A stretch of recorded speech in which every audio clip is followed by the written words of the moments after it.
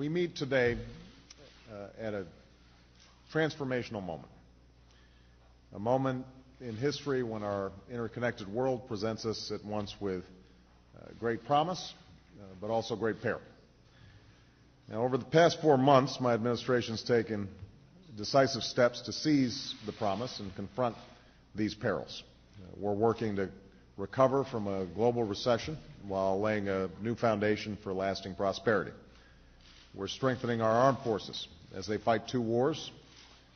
At the same time, we're renewing American leadership to confront unconventional challenges, from nuclear proliferation to terrorism, from climate change to pandemic disease.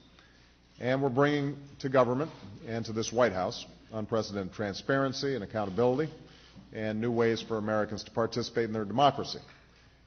But none of this progress would be possible, and none of these 21st century challenges can be fully met without America's digital infrastructure, the backbone that underpins a prosperous economy and a strong military and an open and efficient government. Without that foundation, we can't get the job done. It's long been said that the revolutions in communications and information technology have given birth to a virtual world. But make no mistake, this world, cyberspace, is a world that we depend on every single day. It's our hardware and our software, our desktops and laptops and cell phones and BlackBerries that have become woven into every aspect of our lives. It's the broadband networks beneath us and the wireless signals around us, the local networks in our schools and hospitals and businesses, and the massive grids that power our nation. It's the classified military and intelligence networks that keep us safe, and the World Wide Web that has made us more interconnected than at any time in human history. So cyberspace is real, and so are the risks that come with it. It's the great irony of our information age. The very technologies that empower us to create and to build also empower those who would disrupt and destroy. And this paradox, seen and unseen, is something that we experience every day. It's about the privacy and economic security of American families. We rely on the internet to pay our bills, to bank, to shop, to file our taxes. But we've had to learn a whole new vocabulary just to stay ahead of the cyber criminals who would do us harm. The spyware and malware and spoofing and phishing and botnets. Millions of Americans have been victimized, their privacy violated, their identities stolen, their lives upended, and their wallets emptied. According to one survey, in the past 2 years alone, cybercrime has cost Americans more than $8 billion. I know how it feels to have privacy violated, because it has happened to me and the people around me. It's no secret that my presidential campaign harnessed the internet and technology to transform our politics. What isn't widely known is that during the general election, hackers managed to penetrate our computer systems. To all of you who donated to our campaign, I want you to all rest assured our fundraising website was untouched. So your confidential personal and financial information was protected. But between August and October, hackers gained access to emails and a range of campaign files, from policy position papers to travel plans. And we worked closely with the CIA, with the FBI and the Secret Service, and hired security consultants to restore the security of our systems. It was a powerful reminder. In this information age, one of your greatest strengths, in our case, our ability to communicate to a wide range of supporters through the internet, could also be one of your greatest vulnerabilities. So this is a matter as well of America's economic competitiveness. The small businesswoman in St. Louis, the bond trader in the New York Stock Exchange, the workers at a global shipping company in Memphis, the young entrepreneur in Silicon Valley, they all need the networks to make the next payroll, the next trade, the next delivery, the next great breakthrough. E-commerce alone last year accounted for some $132 billion in retail sales. But every day, we see waves of cyber thieves trolling for sensitive information. The disgruntled employee on the inside, the lone hacker 1,000 miles away, organized crime, the industrial spy, and increasingly foreign intelligence services. In one brazen act last year, thieves used stolen credit card information to steal millions of dollars from 130 ATM machines in 49 cities around the world, and they did it in just 30 minutes. A single employee of an American company was convicted of stealing intellectual property reportedly worth $400 million. It's been estimated that last year alone, cyber criminals stole intellectual property from businesses worldwide worth up to $1 trillion. In short, America's economic prosperity in the 21st century will depend on cybersecurity. And this is also a matter of public safety and national security. We count on computer networks to deliver our oil and gas, our power, and our water. We rely on them for public transportation and air traffic control. Yet we know that cyber intruders have probed our electrical grid, and that in other countries, cyber attacks have plunged entire cities into darkness. Our technological advantage is a key to America's military dominance, but our defense and military networks are under constant attack. Al-Qaeda and other terrorist groups have spoken of their desire to unleash a cyber attack on our country, attacks that are harder to detect and harder to defend against. Indeed, in today's world, acts of terror could come not only from a few extremists in suicide vests, but from a few keystrokes on the computer, a weapon of mass disruption. In one of the most serious cyber incidents to date against our military networks, several thousand computers were infected last year by malicious software malware. And while no sensitive information was compromised, our troops and defense personnel had to give up those external memory devices, thumb drives, changing the way they used their computers every day. And last year we had a glimpse of the future face of war. As Russian tanks rolled into Georgia, cyber attacks crippled Georgian government websites. The terrorists that sowed so much death and destruction in Mumbai relied not only on guns and grenades, but also on GPS and phones using voice over the internet. For all these reasons, it's now clear this cyber threat is one of the most serious economic and national security challenges we face as a nation. It's also clear that we're not as prepared as we should be, as a government or as a country. In recent years, some progress has been made at the federal level. But just as we failed in the past to invest in our physical infrastructure, our roads, our bridges, and rails, we failed to invest in the security of our digital infrastructure. No single official oversees cybersecurity policy across the federal government. And no single agency has the responsibility or authority to match the scope and scale of the challenge. Indeed, when it comes to cybersecurity, federal agencies have overlapping missions and don't coordinate and communicate nearly as well as they should, with each other or with the private sector. We saw this in the disorganized response to Conficker, the internet worm that in recent months has infected millions of computers around the world. This status quo is no longer acceptable, not when there's so much at stake. We can and we must do better. And that's why, shortly after taking office, I directed my National Security Council and Homeland Security Council to conduct a top-to-bottom review of the federal government's efforts to defend our information and communications infrastructure and to recommend the best way to ensure that these networks are able to secure our networks as well as our prosperity. And our review was open and transparent. I want to acknowledge Melissa Hathaway, who is here, who is the acting senior director for cyberspace on our National Security Council, who led the review team, as well as the Center for Strategic and International Studies Bipartisan Commission on Cybersecurity, and all who were part of our 60-day review team.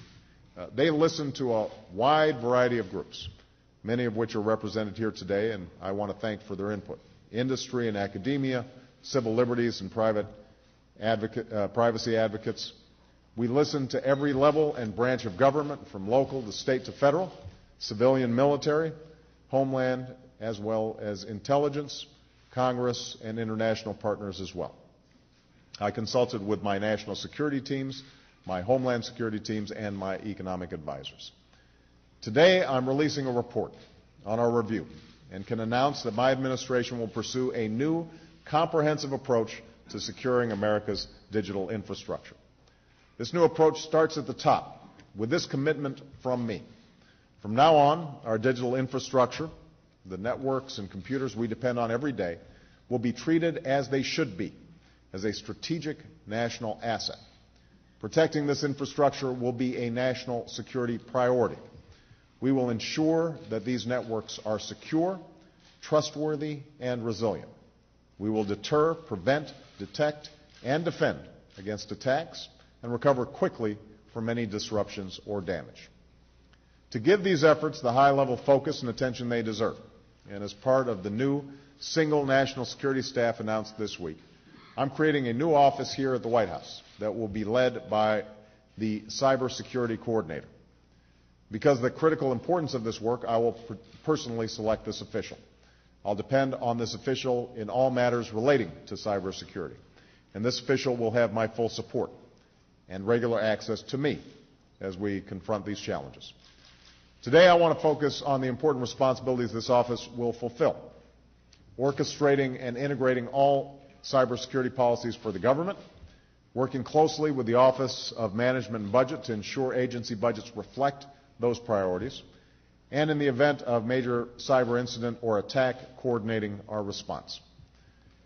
To ensure that federal cyber policies enhance our security and our prosperity, my cybersecurity coordinator will be a member of the National Security Staff as well as the staff of my National Economic Council.